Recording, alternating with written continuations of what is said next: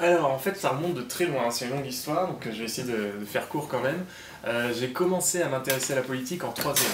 Pourquoi? Parce que moi en fait j'ai grandi donc en banlieue parisienne, dans l'Essonne, et toutes mes années de collège, pendant toutes ces années-là, j'ai pu un peu percevoir des problématiques qui s'imposent finalement au quotidien à un grand nombre de Français, que ça soit celle de la sécurité inévitablement, du communautarisme qui pose aussi énormément de soucis au sein des collèges et notamment même quand on est très jeune, mais aussi d'autres problématiques qu'on ne peut pas forcément voir comme ça directement, encore moins quand on ne grandit pas en banlieue parisienne, qui sont celles par exemple de l'emprise de la société et des principes de consommation sur les rapports entre les individus. C'est-à-dire que moi je me souviens très bien, quand on était au collège, si on n'avait pas le X-Pack avec cette garantie 30 ans, on se souvient de tout ça, et qu'on avait un Scott Echo ou je ne sais quel autre sac, on n'était pas à la mode, on n'était pas branché, si on n'écoutait pas tel musicien, on n'était pas branché non plus, si on avait des chaussures, je dis n'importe quoi, Reebok plutôt que Nike, bah ça allait pas. Et plein de choses comme ça qui en fait rythmaient considérablement les rapports entre les individus. Et en fait quand on voit tout ça, on se dit mais mince, comment on fait pour changer les choses?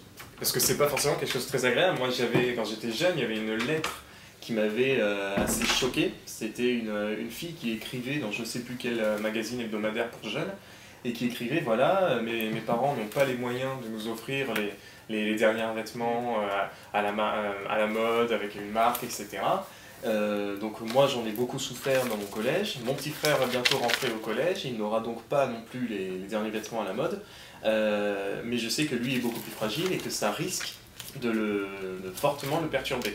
Et en quoi le Front National, avoir envie d'aller au Front National à cause de ça? J'y arrive. D'accord.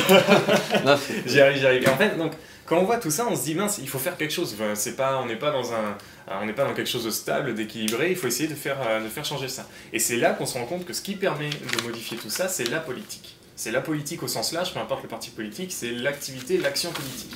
Et à partir du moment où on a pris conscience que la politique, ce n'est plus un truc de grand-papy et grand-mamie, où on est confortablement installé dans un fauteuil de Sénat ou d'Assemblée nationale, mais que c'est vraiment quelque chose qui a une influence beaucoup plus importante sur notre quotidien, moi, à partir du moment où j'ai pris conscience de cette chose-là, je me suis dit, le jour où j'irai voter, c'est-à-dire en 2012, il faut que je sois certain du vote, du bulletin que j'irai glisser dans l'urne.